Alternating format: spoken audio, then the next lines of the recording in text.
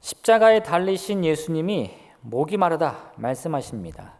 이는 성경에 따르면 시편 69편 21절의 성취다 이렇게 말씀하고 있는데, 당시 이 사실을 알 리가 없던 사람들은 예수님이 목마르다 하시니까 그 주변에 신포도주가 담겨있는 그릇을 보고서는 그것을 해면에 적셔서 이 장대에 띄워 예수님이 입술에 갖다 댑니다. 그 직후에 예수님은 이제 다 이루었다는 말씀을 하시고는 죽게 되는 거예요. 유대인들은 그 다음 날이 안식일이기 때문에 빌라도에게 이 안식일이 이르기 전에 시체를 치워달라 이렇게 얘기합니다. 근데 예수님은 이미 숨이 끊어졌고 예수님과 함께 못 박혔던 이 좌우편의 강도들은 아직 살아있었기 때문에 로마의 군인들이 그 다리를 꺾어서 그들의 숨이 끊어지게 합니다. 이 다리를 꺾는 이유는 십자가형에 처했을 때 사람을 이 죽음에 이르게 하는 방법은 질식하게 하는 방법이라고 합니다. 사람을 나무에 매달면 이 가슴이 압박을 받으면서 숨을 쉴 수가 없게 된다는 거예요. 그래서 그러한 답답한 상황 때문에 다리에 힘을 주고 몸을 올리면 다시 기도가 조금 열려요. 그래서 숨을 쉬는 거죠. 그렇게 힘이 들어서 내려가면 또 숨이 막히고 또 다리에 힘을 주면 조금 숨이 쉬어지고 이렇게 해서 이제 아주 천천히 고통 속에 죽어가는 게 십자가형입니다. 근데 이 두 강도가 아직 죽지를 않으니까 그 다리 뼈를 꺾어서 몸을 못 들게 하는 거예요. 그러면 금세 질식이 돼서 죽게 되는 거죠. 근데 예수님을 보니까 예수님 이미 숨이 끊어졌어요. 아니 사람이 이렇게 빨리 숨이 끊어지나? 이 의심이 드니까 옆구리를 창으로 찌릅니다. 그러면 이제 피가 쏟아지는데 숨이 붙어있는 상태라면 아직 그 피가 응고되지 않아서 맑은 피가 쏟아지고, 이 죽은 지 오래되었으면 점점 굳은 피가 쏟아지게 되는 거예요. 이 로마의 병사들이 그걸 확인하고는 예수님이 이미 정말 숨이 끊어진 것을 확인해서 더 이상 다리를 꺾지 않습니다. 아리마대 사람 요셉은 빌라도에게 가서 예수님이 시체를 달라고 요구를 하고 유대 장례법에 따라서 예수님을 장사 지냅니다. 이렇게 예수님의 십자가 고난과 죽음이 다 마무리된 것처럼 보이게 된 거예요. 오늘 우리는 이 본문을 통해서요, 예수 그리스도 그 은혜에 관해서 함께 살펴보기 원합니다. 먼저는요, 십자가에 달리신 예수님이 무엇 때문에 왜 거기 달리셨는가? 도대체 그분이 누군가? 우리는 그걸 알아봐야 돼요. 예수님은 우리를 위해 십자가에 달려 죽으셨습니다. 그럼 도대체 예수님은 누구시기에 우리를 위해 십자가를 짊어지십니까? 그는 도대체 어떤 분입니까? 우리는 다시 한번 요한복음의 처음 말씀을 떠올려야 되는데, 제가 지난번에도 여쭤봤죠. 네. 예수님이 요한복음에서 가장 먼저 보여주신 기적이 뭡니까? 네, 가나의 혼인잔치 기적이죠. 그 내용을 다시 한번 상기해 보면요, 예수님이 가나의 혼인잔치에 갔다가 포도주가 떨어지자 물을 포도주로 바꿔주셨습니다. 그런데 그때요, 예수님이 이 물을 포도주로 바꿔서 대접한 그 포도주를 맛본 사람들은 이렇게 얘기했어요. 사람마다 먼저 좋은 포도주를 내고 취한 후에 낮은 것을 내거늘 그대는 지금까지 좋은 포도주를 두었도다. 이 무슨 말입니까? 사람들이요, 이 잔치에 흥에 겨워가지고 치기가 막 올라오면 그때서야 주인들은 이제 조금 질이 떨어지는 포도주를 내놓는다는 거예요. 그런데 이 예수님이 물을 포도주로 바꿨다는 사실을 전혀 알지 못하는 사람들은 그 주인이 나중에 가지고 난 포도주의 맛을 보니까 이건 지금까지 맛보지 못한 가장 좋은 포도주라는 겁니다.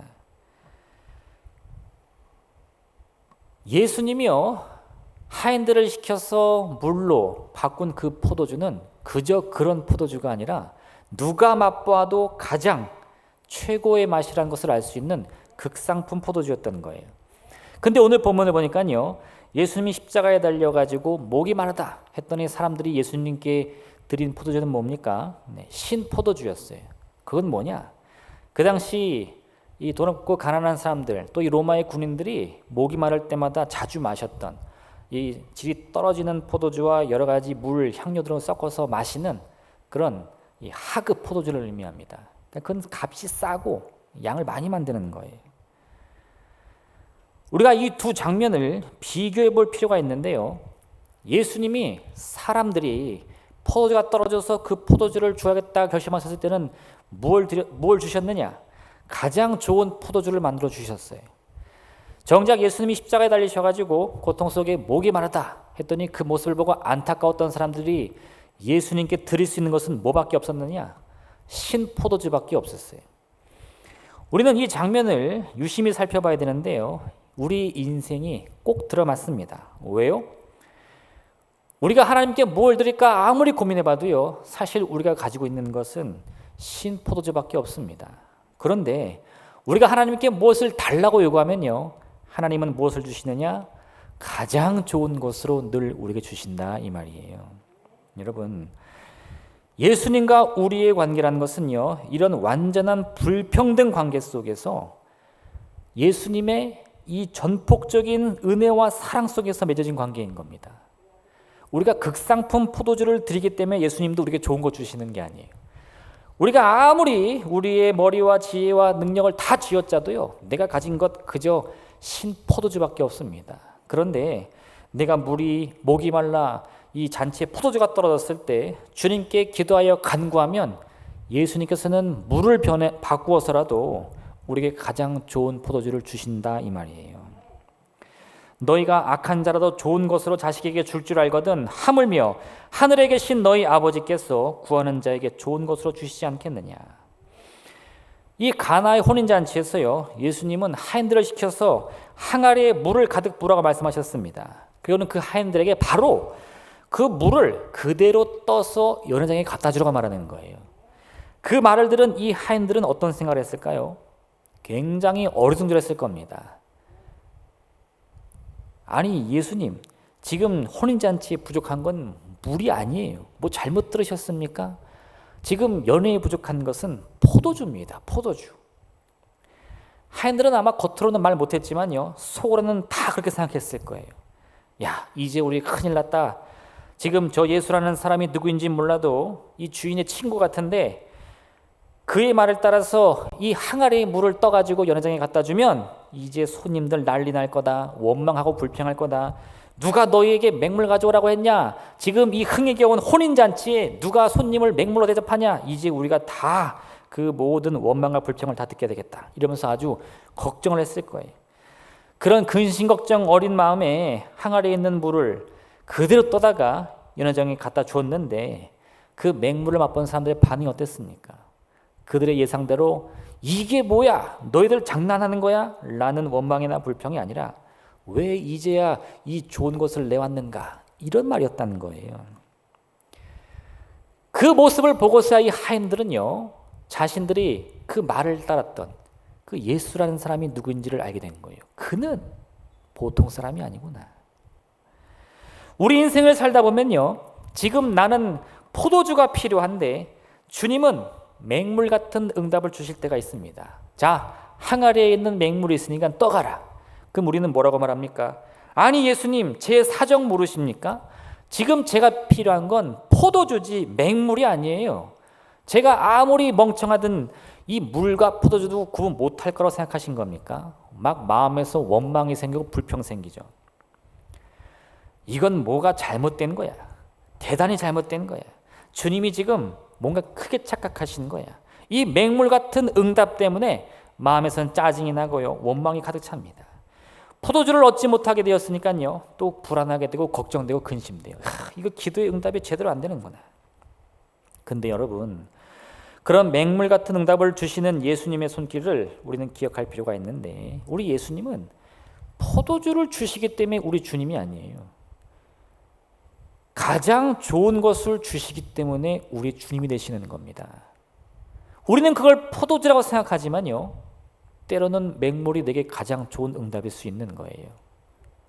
내 마음에는 그것이 이해가 되지 않아서 어리둥절한 마음에, 또는 원망하는 마음에, 또는 불평하는 마음에 그 맹물을 떠서 가져가는데, 그 맹물을 맛본 사람들은 뭐라고 말하느냐? 왜 이제야 이 좋은 걸 가져왔어? 이렇게 말한다, 이 말입니다. 누군가에게는 이 맹물을 떴을 때 그 포도주가 그게 가장 좋은 것이 된다면 그 맹물은 그에게 포도주가 될 것이고요, 그 반대로 그에게 여전히 맹물이 필요한 인생이라면 그는 그것이 그대로 맹물로 남게 되는 겁니다. 그걸 누가 판단하신다고요? 우리 주님이 판단하신다는 거예요. 그런데 거기서 핵심은 뭐냐? 하나님은 늘 우리에게 가장 좋은 것으로 주시는 분이다, 이거예요. 성경은 우리 하나님이 우리의 머리털까지 세심받는 분이라고 말씀하십니다. 우리 자신이 아주 사소하다고 여기는 일들까지도 하나님을 결코 놓치지 않는 분이라는 거예요. 시편 139편은 나보다 나를 더 잘 아는 하나님을 이와 같이 노래하고 있습니다.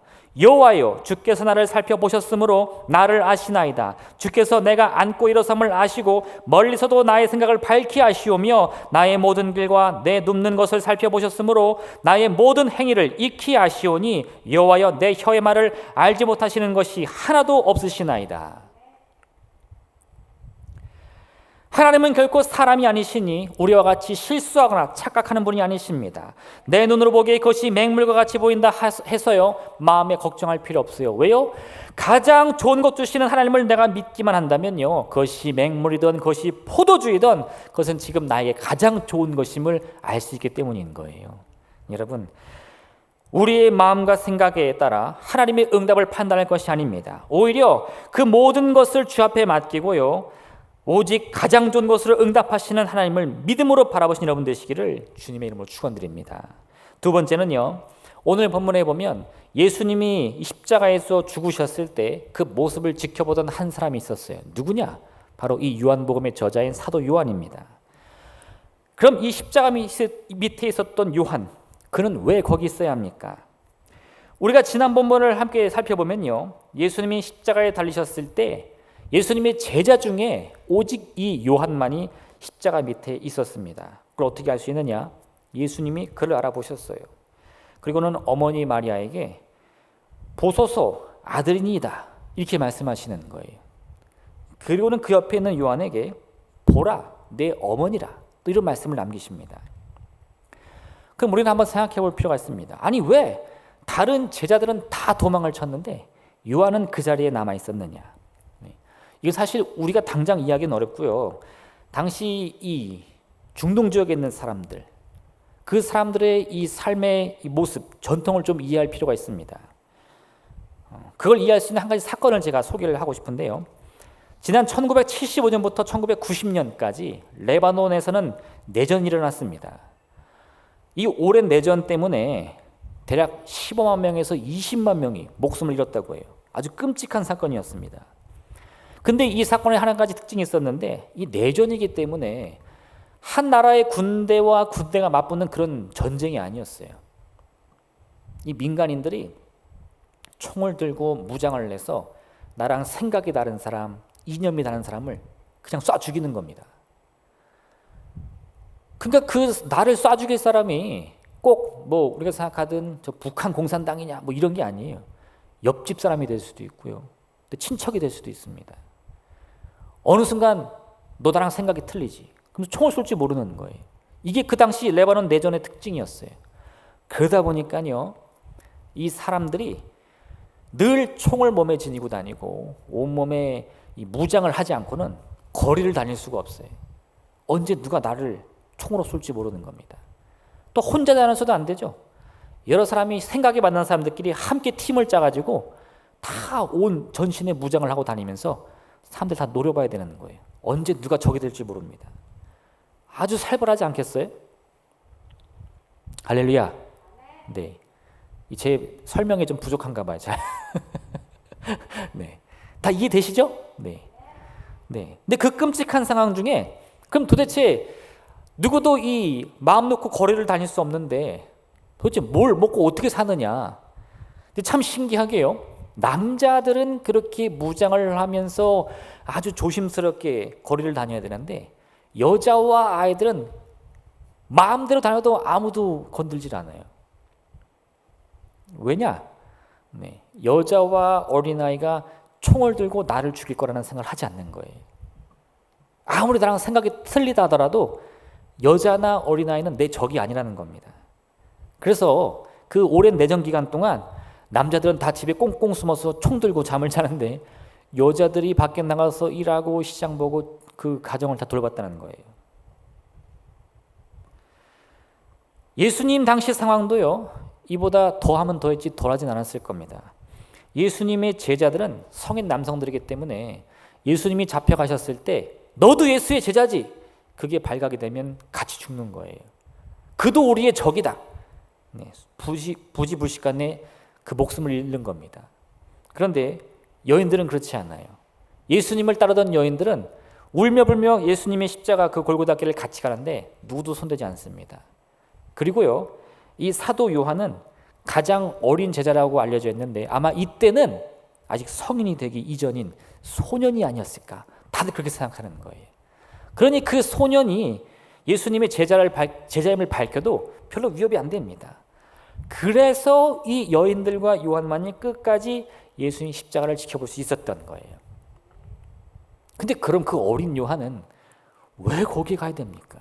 그 어린 나이에 그 끔찍한 장면들을 도대체 왜 봐야 되는 거예요?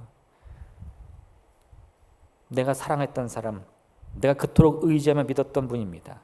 근데 이제는 아무 힘없이 로마 군사들의 손에 이끌려가지고 채찍을 맞으시고 온몸이 찢겨서 피를 흘리는 모습을 다 보는 거예요. 그리고 오늘은 어떻다고요? 예수님이 숨이 끊어지고 그걸 확인하려고 이 로마의 병정들이 창으로 옆구리 구멍을 내는 것까지 다 본 겁니다. 왜 요한은 그토록 이 고통스러운 현장에 있어야 했을까요? 어쩌면 요한도 그 당시에는 그 일을 몰랐을지도 몰라요. 어린 마음에 예수님이 끌려가니까 마음이 괴로워서 쫓아가다가 너무 끔찍한 장면에 마음만 괴로워하면서 이게 도대체 무슨 일인가, 정신이 혼미했을지 모르겠습니다. 근데 여러분, 살다가 이런 경험 없으세요? 길을 내가 어디를 가려고 가는데 갑자기 내 마음에 나도 모르는 이 묘한 충동이 일어나가지고 다른 길로 가는 거예요.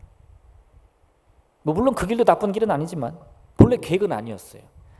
근데 그 다른 길로 가다 보니까 내가 언젠가 만나야 했던 그 사람이 그 엉뚱한 길에서 나를 기다리고 있는 거예요.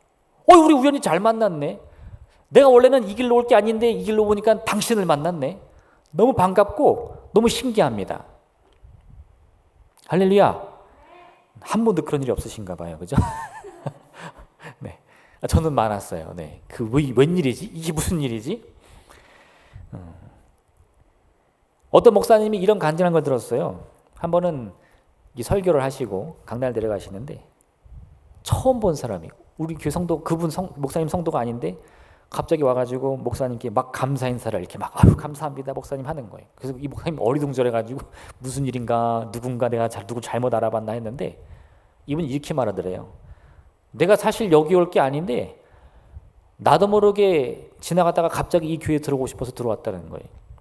그리고 앉아서 목사님 설교를 듣는데 마음에서 막 후회가 되더래요. 도대체 내가 여기 와가지고 왜 앉아있나, 내가 도대체 저분 설교를 왜 듣고 있나, 이렇게 막 한참을 고민하는데 그 순간에 목사님의 입에서 나오는 이 설교 한마디가 지금까지 자기가 품고 있던 이 마음의 고민과 괴로움을 한 방에 해결하는 이 묘한 응답이 됐다는 거예요. 그 말씀이 마음에 팍 박히니까 그때서야 내가 이것 때문에 여기 왔구나, 그래서 내가 여기 올 수밖에 없었구나, 그걸 깨달아서 마음이 너무 기쁘다는 겁니다. 이처럼 우리 인생에서는요, 때로 내가 생각하지도 못했던 일들을 통해서 하나님의 역사가 나타나기도 하는 거예요. 이 사도 요한은요, 어린 나이임에도 불구하고 다른 제자들이 다 떠나간 그 자리를 소년이라는 이유로 지켜야 했어요. 그 어린 나이에 감당할 수도 없는 그 끔찍한 일들을 다 직접 목격해야 했습니다. 근데 오늘 본문이 그 이유를 밝히고 있어요. 왜요? 예수님의 십자가 사건이, 그분의 죽음이 참인 것을 증언해야 했기 때문입니다. 그걸 본 것이 참이고 그 증언이 참인 것을 내가 안다. 그걸 어떻게 말할 수 있어요? 직접 봤기 때문입니다. 직접 경험했기 때문이에요. 그 슬픔과 고통을 나도 느꼈기 때문인 겁니다. 그래서 이 요한은요, 오늘 이 요한복음의 본문을 쓸 수 있었던 거예요. 지금 그는 예수님의 끔찍한 죽음을 직접 목격하고 있습니다.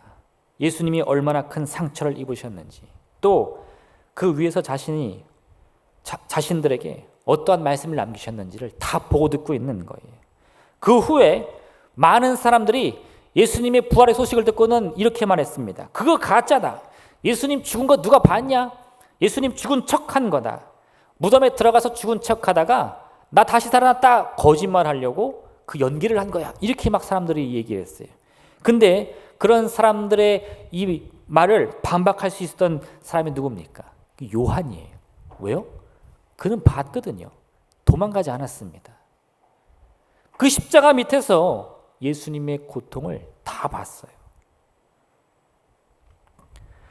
지금 우리가 놓여 있는 자리, 그 자리는 내가 원하는 자리가 아닐 수도 있습니다. 내가 왜 여기 있지? 내가 지금 왜 이런 환경에 있지? 왜 내 인생이 이렇게 꼬이지? 나는 여기를 피하려고 했는데. 근데 여러분, 우리가 늘 변함없이 가장 좋은 것 주시는 하나님, 그 하나님을 지금도 여전히 믿음으로 고백하고 있다면요, 그 자리는 내가 보기에는 맹물같이 맹한 자리, 나한테는 쓸데없는 자리, 피하고 싶은 자리로 보일지 모르겠지만 그 자리가 지금 나에게는 가장 좋은 자리인 겁니다. 오늘 이 사도 요한과 같이요, 예수님의 죽음을 직접 목격해야만은 아주 끔찍하고 아주 처참한 그 자리라 할지라도요, 그것이 나에게는 꼭 필요한 자리인 것을 우리는 언제 알 수 있느냐? 하나님이 어제나 오늘이나 영원토록 내게는 가장 좋은 것 주신다는 믿음이 있을 때뿐인 것입니다. 그 믿음이 없이는요, 그 자리 지킬 수 없어요. 내가 왜 저걸 봐야 됩니까? 내가 왜 고난을 당해야 됩니까? 마음에 원망 생길 수밖에 없어요. 그런데 가장 좋은 것 주신 하나님이다. 가장 좋은 것 주신 하나님이다. 사실 난 그 좋은 게 뭔지 몰라요. 포도주인 줄 알았는데 아니었던 거예요. 맹물 같아요. 근데도 그게 좋은 것이라는 믿음이 있다면 그 자리 지킬 수 있는 거예요. 코로나의 사태가 계속 길어지고 있습니다. 많은 사람들이 그 문제 원인이 무엇인지를 궁금해하고 있어요. 물론 의사나 학자들은요, 그 원인 분석해서 이 거대한 문제의 해결의 실마리를 찾아야 합니다. 그런데 우리가 그 원인에 대해서 깊이 고민한다고 해서 우리 인생이 뭐가 달라지겠습니까? 우리에게 필요한 것은요, 누구 때문이냐, 무엇 때문이냐, 그거 따져 묻는 게 아니에요. 오히려 내가 왜 이 자리에 있어야 하며 그 자리가 왜 나에게 좋은 것인지, 그렇게 보이지 않죠? 네, 보이는 것, 들리는 것은 사실 그렇게 보이지 않아요. 그런데도 하나님이 가장 좋은 것 주시는 분이라면 이게 왜 나에게 좋은 자리인지를, 그 이유를 밝히는 게 우리에게는 훨씬 유익한 일인 것을 꼭 기억하시기를 부탁드립니다. 우리 하나님은 항상 가장 좋은 것 주시는 분입니다. 그 믿음이 지금 가장 힘들고 괴로운 이 시기에 나를 살리는 힘이 되는 거예요. 왜요? 하나님은 좋은 것 주시는 분이니까 나는 여전히 망하지 않았거든요. 그걸 어떻게 할 수 있어요? 믿지 않으면 알 수 없다는 겁니다. 여러분, 이 귀한 믿음 꼭 가지시기를 바랍니다. 눈에 보이고 귀에 들리는 것이 아니고요, 좋은 것 주시는 하나님에 대한 이 믿음을 가지고요, 우리가 처한 자리가 어떠한 자리든 상관없이 어제보다 더 나은 오늘, 오늘보다 더 나은 내일을 꿈꾸는 여러분 되시기를 주님의 이름으로 축원드립니다. 마지막 세 번째는요, 그럼 이제 우리가 이 믿음을 가지고 우리가 할 수 있는 일이 무엇이냐, 그걸 살펴봐야 됩니다. 예수님의 숨이 끊어진 것을 확인하자 이제 아리마대 사람 요셉이 빌라도를 찾아가서 예수님의 시체를 달라고 요청합니다. 그리고 지난달 깊은 밤중에 예수님을 찾아왔던 니고데모는 모략과 침향 섞은 것을 가져와서 예수님을 장사 지냈어요. 근데 여기서 우리는요, 이 아리마대 사람 요셉이나 니고데모가 이 일을 하기까지 품어야 했던 믿음의 용기가 무엇인지를 살펴봐야 돼요. 왜요? 사실 얼마 전까지만 해도요, 몇 시간 전만 해도 예수님의 제자인 베드로는 어떻게 했죠? 너도 예수의 제자지? 그 얘기 듣고 거짓말까지 하면서 주랭랑을 쳤습니다. 그런 상황에서 이 아리마대 사람 요셉은요, 지금까지 한 번도 자기가 예수님의 제자임을 드러내지 못했는데 예수님이 숨이 끊어진 그 절대 절망의 순간에 자기가 예수님의 제자인 것을 밝히면서 그 시체를 달라는 거예요.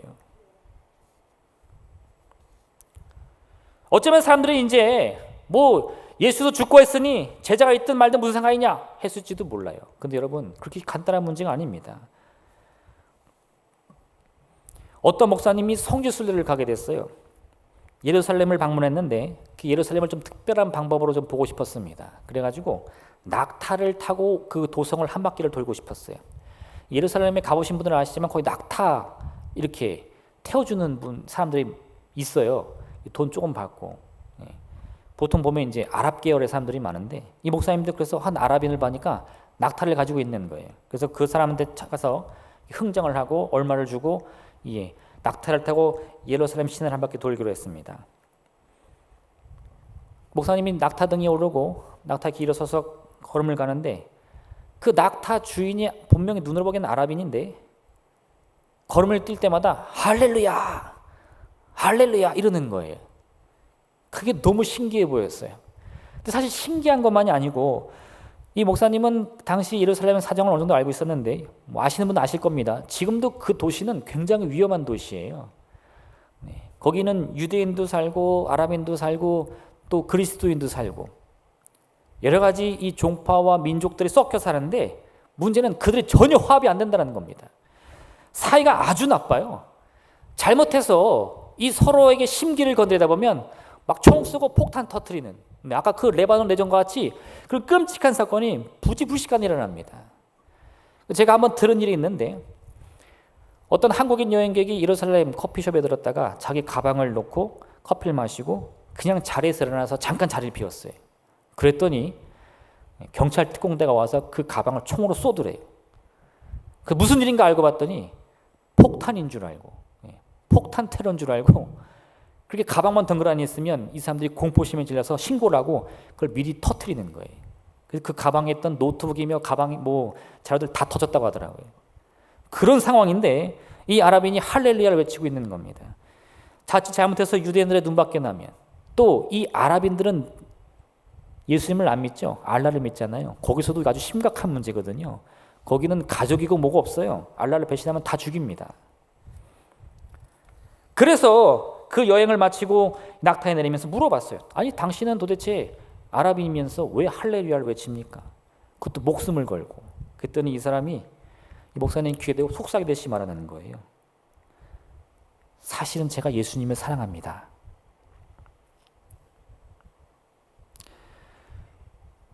여러분 지금 이 아리마대 사람 요셉이나 니고데모가요.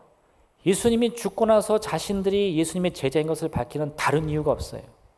그들이 지금 와서 예수님의 제자임을 밝힌다고 뭐가 달라지겠습니까? 예수님의 이 불법적인 혐의가 벗겨지는 것도 아니고 그들 때문에 죽은 예수님이 다시 부활하는 것도 아닙니다. 사람들이 갑자기 그리스도를 고백하는 것도 아니에요. 오히려 자신들만 더 위험에 처합니다. 이 아리마대 요셉은요 부자예요. 니고데모는 유대 공회 회원입니다. 그들은 사실 돈과 권력은 가질 만큼 가졌던 사람이에요. 그런데도 예수님 살아계실 때 그들은 자신들이 예수님의 제자인 것을 조금도 드러낼 수 없었어요. 왜요? 두려우니까, 무서우니까. 자기들의 힘으로도 예수님 지킬 수 없었습니다. 그런데 이제 다 모든 일이 끝났어요. 예수님 죽었습니다. 근데 왜 이제 와서 예수님이 제자를 밝히면서 목숨 걸고 그 시체를 가져가려고 할까요? 나도 예수님을 사랑하니까. 아리마대의 요셉이 예수님을 장사 지낼 무덤을 준비합니다. 그리고 니고데모는 향유를 가져왔는데 오늘 보면은 그 양이 100리트나라고 말하고 있어요. 이걸 제가 조금 조사해 보니까 한 40kg 된다고 하더라고요. 그럼 왜 100리트나냐? 이 100리트나의 향유는 아주 어마어마한 양인데 왕이 죽었을 때 사용되는 향유의 양이래요. 그러니까 이 아리마대의 요셉과 니고데모는 예수님 살아계실 때는 미처 고백하지 못했지만 그 절대 절망의 순간에 두 눈 감고 도망가기보다는 지금이라도 유대의 왕 예수 그리스도를 고백하고자 결심한 거예요. 그게 오늘 예수님을 장사 지낸 이 둘의 믿음인 겁니다. 사실 엄밀히 따지면 이렇게 아무리 좋게 말해도 너무 늦었죠. 그들이 아무리 돈이 많고요, 아무리 권세가 높다고 해도 로마의 총독 빌라도도 어찌할 수 없는 상황이었어요. 그들이 할 수 있는 일이 뭐가 있겠습니까? 그런데 왜 그들은 이제 와서 예수님의 제자를 밝혔을까요? 예수님을 그 사랑하는 마음을 포기하지 못하기 때문에. 십자가에 달려 돌아가셨지만 그 예수님의 시체를 그래도 저 십자가에 저렇게 처참하게 방치하는 것은 더 이상 내가 용납할 수 없기 때문에. 여러분, 그들은 이제라도 자신들이 그리스도인인 것을 밝히는 것이 쉽지 않은 일인 것을 알았지만 너무 늦었기 때문에 오히려 그 순간 스스로 예수님의 제자임을 밝힌 것입니다. 마치 그 시한폭탄 같은 예루살렘 한복판에서 할렐루야, 할렐루야 이렇게 외치는 마음처럼요. 너무 늦었다고 생각되는 그 순간에도요, 여러분 정말 늦은 건가 고민할 필요가 있습니다. 사람들이 다 끝났다고 말하는 그 순간에도 우리는요, 진짜 다 끝난 건가 되돌아볼 필요가 있어요. 그리고 너무 늦었다, 다 끝났다라고 생각되는 그 순간에도요, 내가 예수님을 사랑한다는 그 마음을 포기해서는 안 됩니다. 그것이 뭔가 기적을 일으켰기 때문이 아니에요. 우리가 여전히 예수님을 사랑하기 때문인 겁니다. 우리의 고백으로 달라질 것은 없습니다. 우리의 믿음으로 바뀔 것도 아무것도 없어요. 그러나 이를 행하시는 여호와 그 일을 지어 성취하시는 하나님께서 우리의 그 믿음 보시고 놀라운 기적을 반드시 이루어 주실 줄로 믿습니다.